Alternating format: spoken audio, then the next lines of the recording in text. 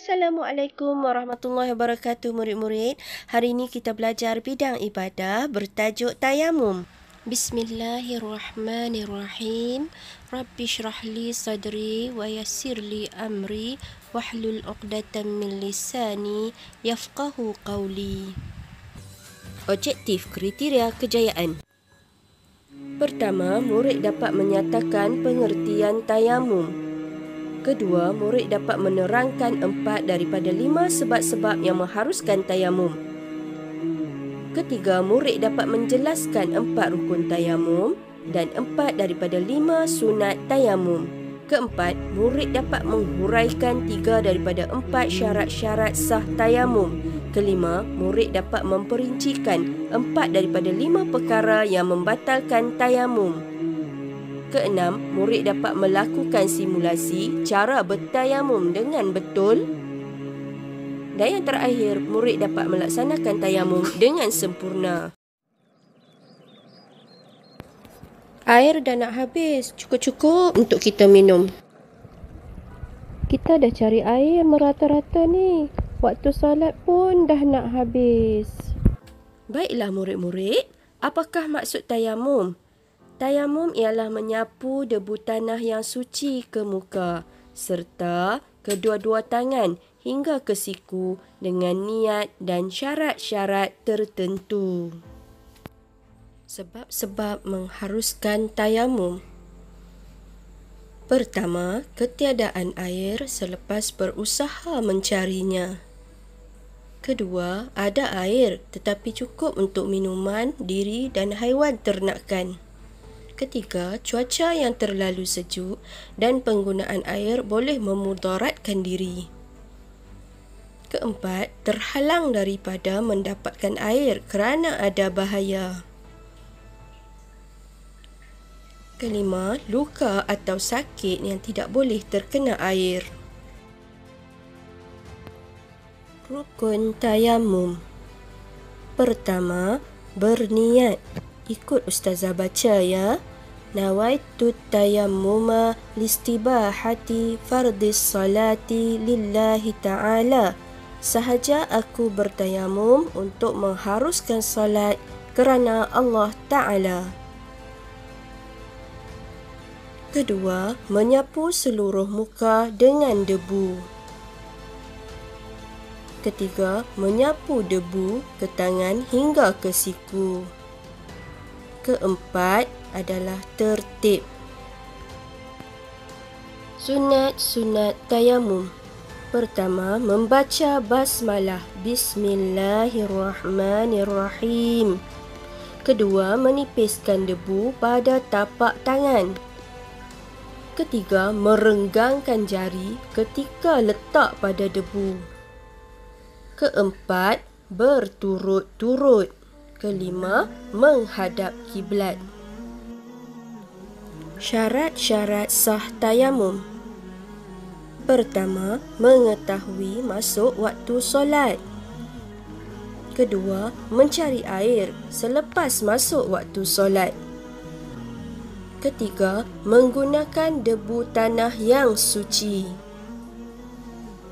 Dan yang terakhir, menghilangkan najis terlebih dahulu. Perkara-perkara yang membatalkan tayamum. Pertama, melakukan perkara yang membatalkan wuduk. Kedua, ada air selepas bertayamum sebelum solat. Ketiga, sembuh daripada sakit dan boleh menggunakan air. Keempat, luput waktu solat. Yang kelima, murtad, keluar daripada agama Islam. Cara-cara bertayamum. Sediakan dahulu 2 bahagian debu tanah yang suci. Pertama, meletakkan 2 tangan kepada bahagian debu yang pertama. Kedua, menipiskan debu tanah dengan cara melaga-lagakan 2 tangan atau meniup perlahan debu yang ada di tapak kedua-dua tangan. Ketiga, niat tayamum. Keempat, menyapu muka sekali sahaja. Kawasan muka ialah bujur muka dari tempat tumbuh rambut hingga dagu. Lebar muka dari anak telinga kanan hingga anak telinga kiri. Kelima, meletakkan dua tangan pada bahagian debu yang kedua. Yang keenam, nipiskan.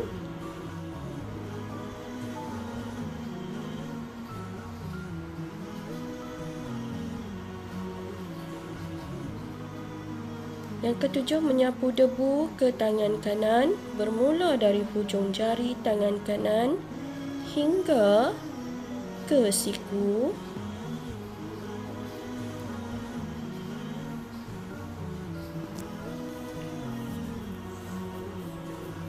Kemudian pusing tangan kanan dan terus menyapu hingga ke hujung ibu jari tangan kanan. Dan yang terakhir, menyapu debu ke tangan kiri bermula dari hujung jari tangan kiri hingga ke siku.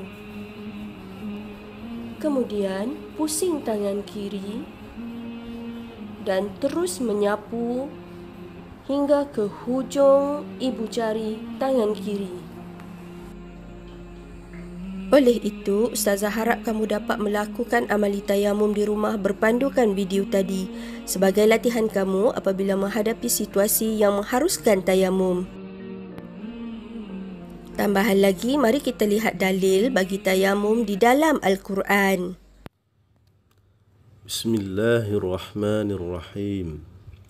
يا أيها الذين آمنوا إذا قمتم إلى الصلاة فاغسلوا وجوهكم وأيديكم إلى المرافق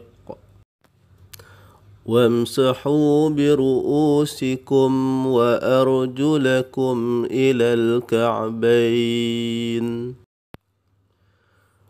وإن كنتم جنبا فاطهروا وإن كنتم مرضى أو على سفر أو جاء أحد منكم من الغائط أو لامستم النساء فلم تجدوا ماء فتيمموا صعيدا طيبا فامسحوا بوجوهكم وأيديكم منه ما يريد الله ليجعل عليكم من حرج ولكن يريد ليطهركم وليتم نعمته عليكم لعلكم تشكرون. Maksudnya, wahai orang-orang yang beriman, apabila kamu hendak melaksanakan solat, maka basuhlah wajahmu dan tanganmu sampai ke siku, dan sapulah kepalamu dan basuh kedua-dua kakimu sampai kedua-dua buku lali.